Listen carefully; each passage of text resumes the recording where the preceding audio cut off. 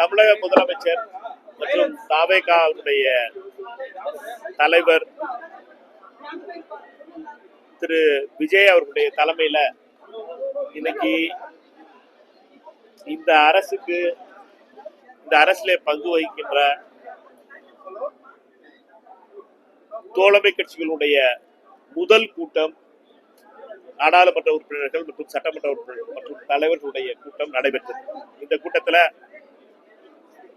அருமைக்குரிய அண்ணன் திருமா அவர்களும், அருமைக்குரிய தலைவர் வைகோ அவர்களும், அருமைக்குரிய பேராசிரியர் அவர்களும் மற்றும் காங்கிரஸ் கட்சியினுடைய சார்பாக நானும், முன்னாள் மத்திய அமைச்சர் திரு ப சிதம்பரம் அவர்களும், அருமைக்குரிய சகோதரர் பிரவீன் சக்கரவர்த்தி அவர்களும் மற்றும் மாண்புமிகு அமைச்சர்கள் எல்லாரும் கலந்துருக்கோம். எல்லா சட்டமன்ற உறுப்பினர்களும். இந்த கூட்டம் மிக முதல் கட்ட கூட்டம். இந்த கூட்டத்தை பொறுத்த மட்டும் இந்த கூட்டத்தில் அனைவருடைய கருத்துக்களும் முதல் கட்டமாக பரிமாறப்பட்டது. இந்த கூட்டத்தில் எங்களை பொறுத்த மட்டும் நல்ல துவக்கம். 50 நாட்களுக்கு பின்னால இந்த கூட்டணி தலைவர்களுடைய கூட்டம் என்பது, இந்த தோழமை கட்சிகளுடைய கூட்டம் என்பது மிகவும் பாசிட்டிவா இருக்கு. ரொம்ப ஃப்ரெண்ட்லியா இருந்துச்சு, ரொம்ப பாசிட்டிவா இருந்துச்சு. இந்த நம்பிக்கையோடு இந்த அரசு அமைவதற்காக ஆதரவு தந்த அனைத்து தலைவர்களும் இதுல பங்கேற்றோம்.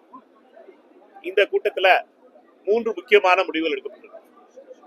ஒண்ணு என்னன்னா, இந்த தோழமை கட்சிகளுடைய அடுத்த கட்டத்துக்கு எடுத்துட்டு போறோம்.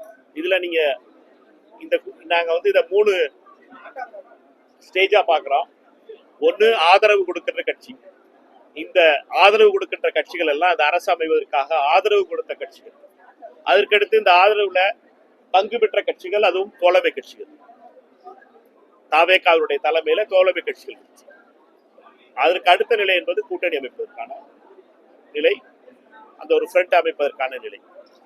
இந்த பகுதியில எங்களை பொறுத்த மட்டும் ரொம்ப பாசிட்டிவான ஒரு அட்மாஸ்பியர்ல இந்த மீட்டிங் நடந்துச்சு. இதை அடுத்த ஸ்டேஜுக்கு நாங்க எடுத்துட்டு போறதுக்காக 3 விஷயங்களை பற்றி ஆலோசிக்கப்பட்டது. அனைத்து தலைவர்களும் அதற்காக தங்களுடைய கருத்துக்களை பரிமாறிக்கொண்டார்கள். ஒண்ணு, இதற்கு ஒரு கோஆர்டினேஷன் மெக்கானிசம் வைக்கணும், ஒரு கோஆர்டினேஷன் கமிட்டி வைக்கணும். அதே மாதிரி ஒரு காமன் மினிமம் அஜெண்டா ஒன்று வைக்கணும், குறைந்தபட்ச செயல் திட்டம் வைக்கிறதுக்கு. 3வது பெயர், இதை பற்றிய பெயர் வைக்கணும். இந்த பெயர் வைக்கிறது, இந்த 3ஐயுமே அடுத்த கூட்டத்தில் மிக விரைவில் அதற்கான அடுத்த கூட்டம் நடைபெறும். அந்த கூட்டத்தில் முடிவு செய்வது என்று. இது ஒரு ஜனநாயகபூர்வமான அமைப்பு. அதனால ஜனநாயகத்துக்கு கலந்து ஆலோசிப்பது என்பது மிக மிக முக்கியமானது. அதற்கான அடுத்த கூட்டத்தில் அதற்கான முடிவெடுக்கப்படும் என்பதை மட்டும் தெரிவிச்சுக்கிறோம். இதற்காக உங்கள் அனைவருக்கும் நன்றியை தெரிவிச்சுக்கிறோம். நாங்க நேற்று சொன்னது மாதிரி தான், இந்தியா கூட்டணி என்பது நாங்க அண்ணன் ஐயா அவரு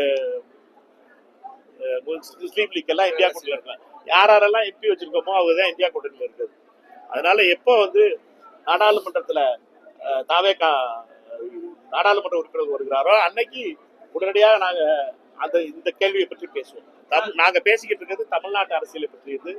தமிழ்நாட்டில் நடந்துகிட்டு கொண்டிருக்கின்ற தாவேகா தலைமையிலான காங்கிரஸ், லீக், விசிகே பங்கு பெறுகின்ற ஒரு அரசை பற்றி பேசிட்டு இருக்கோம்.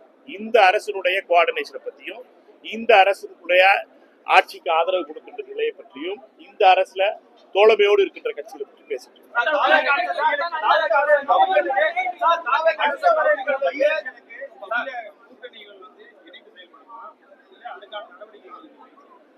நாங்க இப்ப பேசிக்கிட்டு இருக்கிறது இந்த அரசு அமைந்தது.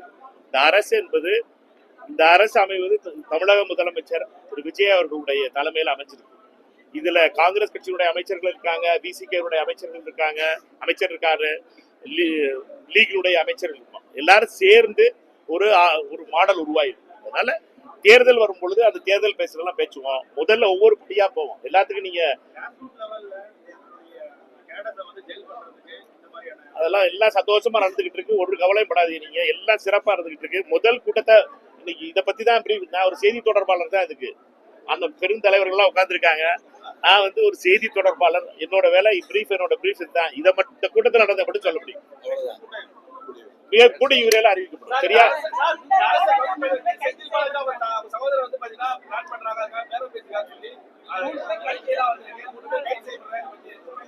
நான் பார்க்கல.